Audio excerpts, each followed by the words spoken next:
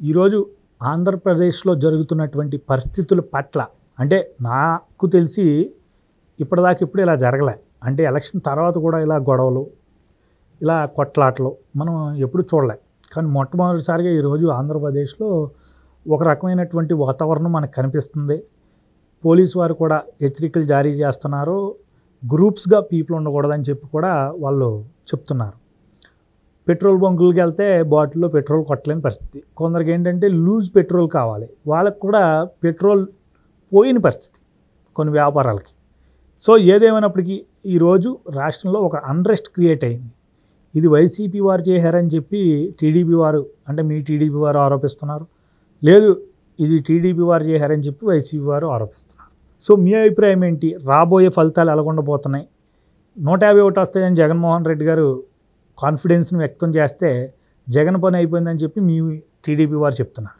ఓవరాల్గా మీ అభిప్రాయం ఏంటి? రేపు స్టేట్లో ఎవరు విజయం సాధించబోతున్నారు? తెలుగుదేశం నాయకులుగా, తెలంగాణ తెలుగుదేశం నాయకులుగా మీ ఫీలింగ్స్ ఏంటి?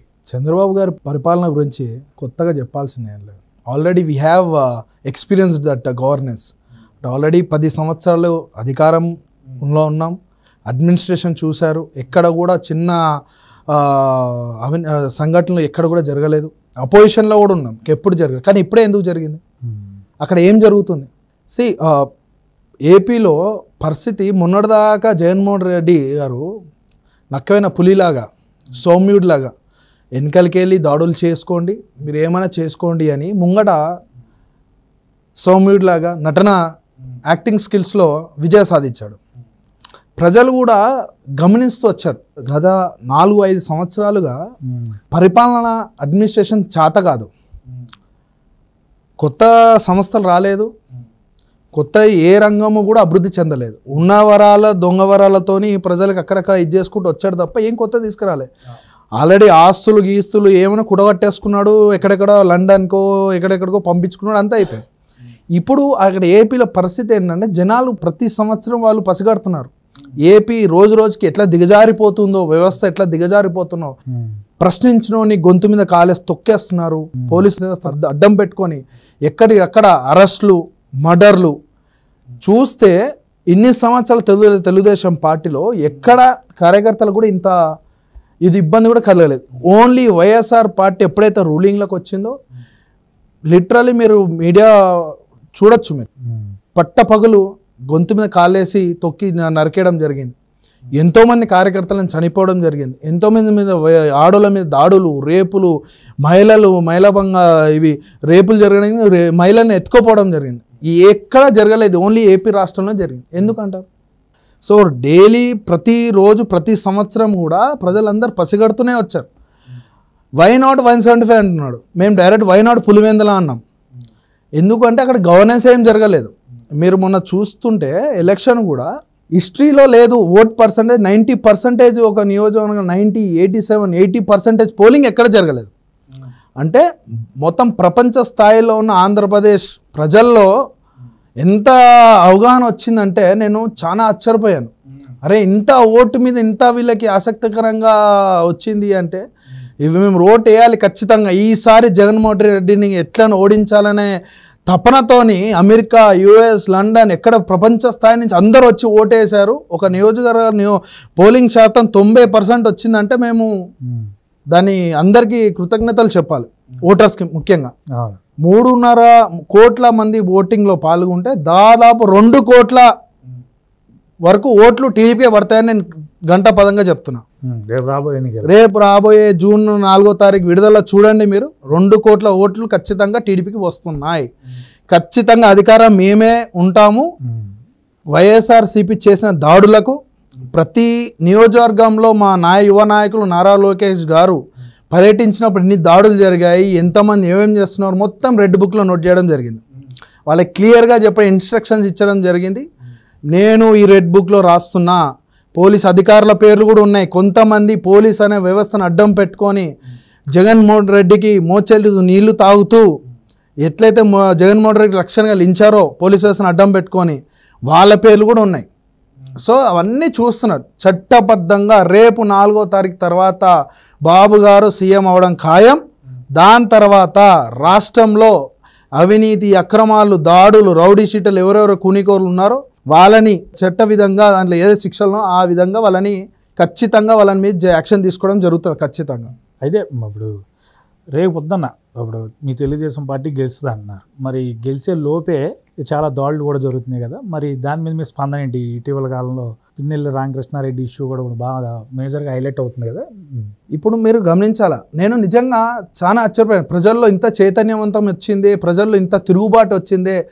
నేను నా తెలంగాణను గుర్తు చేసుకున్న ఏపీని చూసి, అరే వీళ్ళకు కూడా రోషం వచ్చిందే, బయటికి వచ్చారే, భయపడకుండా బయటికి వచ్చారు, నిలదీసే ఆ తపన ఇది వచ్చిందే, ఇప్పటికైనా ఉప్పు కారాలు తింటున్నారు వచ్చింది. ఎందుకంటే ఇంత దాడులు జరుగుతున్నాయి ప్రజల మీద, ఇంట్లో దూరి కొడుతున్నారు, అమ్మాయిలను ఇచ్చేస్తున్నారు, ఇంట్లో ఆడవాళ్ళని ఇచ్చేస్తున్నారు, రోడ్డు మీద లాగుతున్నంటే ఇన్ని రోజులు భయపడుతున్నారు. చైతన్యవంతం కావాలా పబ్లిక్, ప్రజల్లో, పార్టీ కార్యకర్తల్లో కాదు. పార్టీ కార్యకర్తతో పార్టీలు వేస్తుంది, కానీ ప్రజాస్వామ్యంలో ఓటు అనే ఒక్కటే కదా నీ గవర్నమెంట్ డిసైడ్ చేసేది. అది ప్రజల్లో చైతన్యవంతం రావాలి. అది రావాలనే ఉద్దేశంతో ఎప్పుడైతే ప్రజలే చైతన్యవంతం అయ్యి ముందుకెళ్తారో అప్పుడే గవర్నమెంట్ మీద వాళ్ళకి ఇదవుతుంది అనమాట. సో ప్రజలు మొన్న ఒక ఓటింగ్ పోలింగ్ బూత్లో చేస్తుంటే గుంపుల్లో ఒక ఎమ్మెల్యే గారు వచ్చారు, ఒక 20-30 మందో 40 మందో ఒకసారి వచ్చారు. అతను ఏమన్నాడు, ఒక సామాన్య వ్యక్తి లైన్లో రమ్మన్నాడు, తప్పేమనలేదే. అప్పుడు అతనికి ఏమైనా అర్జెన్సీ ఉంటే అతను చేయాల్సింది ఏంటి, అమ్మ నేను అన్నీ తిరగాలి, టైం లేదు, నన్ను ఒక్కరిని ఎలో చేయండి అంటే అది వేరే ఉండేది. వచ్చి రాగానే పబ్లిక్ని కొడితే తిరిగి కొట్టాడు. ఎక్కడ పెట్టుకున్నాడు ముఖం? ఇప్పుడు ఎక్కడ పెట్టుకుంటాడు? ఒక ఎమ్మెల్యే ఇప్పుడు దేశవ్యాప్తంగా ప్రపంచవ్యాప్తంగా అది వీడియో వైరల్ అయింది, అతను ఎక్కడ పెట్టుకుంటాడు ముఖం అంటున్నా. ఈ పరువు పోయింది కదా. అంటే ప్రజలు కూడా తిరుగుబాటు మొదలైంది, వాళ్ళు చేసే అరాచకాలు, వాళ్ళు చేసే విధ్వంసాల్లో తిరుగుబాటు మొదలైంది ప్రజల్లో. నాకు చాలా సంతోషం అనిపించింది, అరే ప్రజల్లో ఇంత చైతన్యవంతం అయ్యారు అంటే చాలా గొప్ప విషయం. మొన్న పిన్నెల్లి గారు వాళ్ళు ఎంత ఇదైపోయారంటే ఓడిపోతున్నాము, ఆ ఫ్రస్ట్రేషన్లో ఏం చేస్తున్నాడో, ఆ విజ్ఞత, సంస్కారము, అది ఆ పార్టీకి ఉన్న సిస్టమ్ ఏముందో. ఎందుకు అంటే వాళ్ళ నాయకుడికే లేదు, వాళ్ళ నాయకుడే మేకమైన పులిలాగా మీదొకటి వెనకాల చేసే పనులు ఒకటి. మన స్టేజ్లో క్లియర్గా చెప్పాడు, చెట్లు మడత పెట్టండి చూసుకుందాం.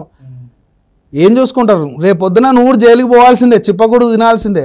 అట్లే నీ దారిలో ఉన్న వైఎస్ఆర్సీపీలో ఉన్న పనిచేసిన అందరూ చేయాల్సిందే. పోయి ఈవీఎం మిషన్లు వలగొట్టారు, వీడియో రికార్డింగ్ బయటకు వచ్చింది. ఏంది పరిస్థితి?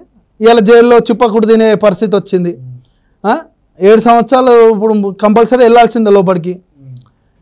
ఈ వ్యవస్థలో నాయకులు అందరూ మానే ఉంటారు, కింద ఎవరైతే ఈ అరాచక పాల్పడ్డారో వీళ్ళు ఇప్పుడు శిక్షలు, వాళ్ళ కుటుంబాలు అన్నీ కూడా ఇదే పరిస్థితి వస్తుంది.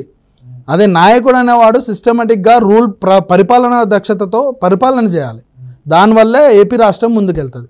అదే నీకు నాయకుడికే లేనప్పుడు ఇంకా కార్యకర్తలు ఏముంది? ఇప్పుడు ప్రతి దగ్గర కూడా మా నాయకుడు, యువ నాయకులు గారు క్లియర్ కట్గా ఉన్నారు.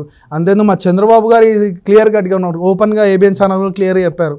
4వ తారీఖు తర్వాత చట్టపరంగా రాజశేఖర్ గారు రామరెడ్డిని ఎట్లయితే పోలీస్ వ్యవస్థ ఎట్లయితే ఉందో ప్రతి ఒక్క రౌడీ షీటర్కి ఎవడైతే కార్లు పోతున్న రాడ్లు వేసి కొట్టి మా నాయకులని కార్యకర్తలు ఎవరు చేస్తారో అది క్లియర్గా రేపు 4వ తారీఖు తర్వాత చట్టపరంగా అదే పోలీసులు ఇదే వ్యవహరిస్తారు.